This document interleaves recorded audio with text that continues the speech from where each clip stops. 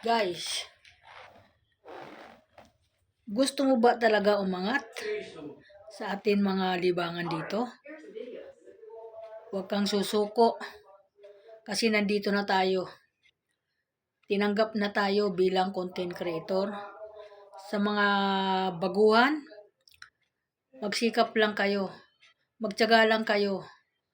Nandyan, magsipag para kayo ay nandito na lahat sa atin pinaglilibangan. Dito, malay mo, nandito ang atin kapalaran. 'Di ba? Kaya manalangin lang tayo na hindi ko naman ako nga po nagtiyaga lang dito kahit papaano. Nandito na ako. Kaya ako magtitiyaga kahit ako may karamdaman para kasi bihira lang 'yan. Nasa loob lang tayo ng bahay. May ginagawa tayo sa atin mga libangan.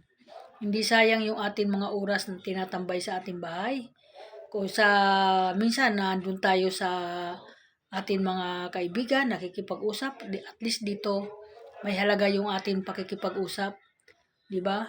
Mas maganda na ito sa halimbawa nakikipag-inuman tayo sa ating mga kaibigan.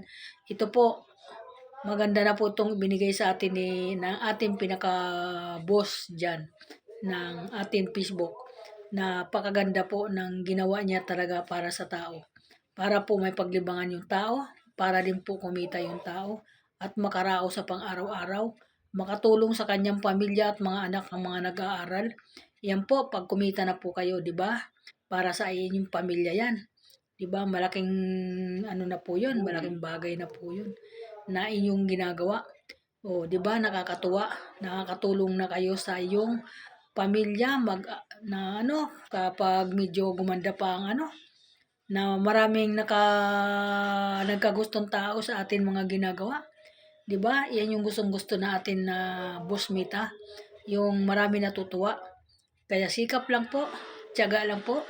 Huwag tayong susuko, huwag tayong manghihina kasi lalo na po pag na-monetize na po kayo, nandiyan na po ang umpisa.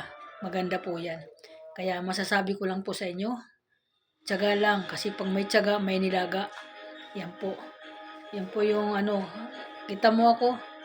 Hindi ko naman sa inaano na ako pero kahit papaano na nakakatanggap din po kahit papaano. Malaking bagay na po 'yan. Yun, malaking regalo na po ng Panginoon at pangalawa si Boss Mita. Yan po. Yan naman po yung nagdidesisyon sa lahat ng natin, ginagawa natin dito sa Facebook kung ano yung ginagawa natin. Yan po yung kung mali, bibigyan ng violation, magkaka-violation tayo. Wag lang tayong gagawa ng mali. Yung mga bawal. Kasi para hindi tayo nagkaka-violation, para hindi hadlang sa atin mga ginagawa. Kung ano man yun. Ako, nakaka-violation din po ako. Hindi mo masabi na wala kang violation kasi nagkakamali ka din minsan. Lahat po nagkakamali. Wala pong perpekto na tao. Lahat po may mali din. Kahit tama yung ginagawa. Mali pa din po tayo. Kasi minsan hindi natin alam na bawal pala. Kaya ingat na lang po tayo sa atin mga ginagawa dito. Para po tuloy-tuloy yung atin pag-angat dito. Yan lang po ang masasabi ko sa inyo. Magandang gabi. At salamat po sa lahat na nanonood sa akin. Maraming po salamat. At nagsisiporta kay Nanay Linda sa lahat ng mga follower ko. Maraming salamat. Yan po. Lagi mo lang po tayo mag-iingat. Thank you po so much. Bye-bye. At ito. Kakain ko lang po. Busog na busog ako. Tinan mo. Dami ko nakain. Kahit miswalong po yung kinain namin. Magana rin kami kumain. Kahit miswalang at sardinas. Basta masaya tayo. Masarap ang pagkain. Mahirap po yun kung gano'n na po ang kakainin natin. Tapos hindi tayo maligaya sa buhay natin. Lalong walang lasa ang pagkain. Yun po, kahit gano'n lang pong ulam. Basta masaya tayo. Masarap na po yun. Thank you. Bye-bye. Ingat.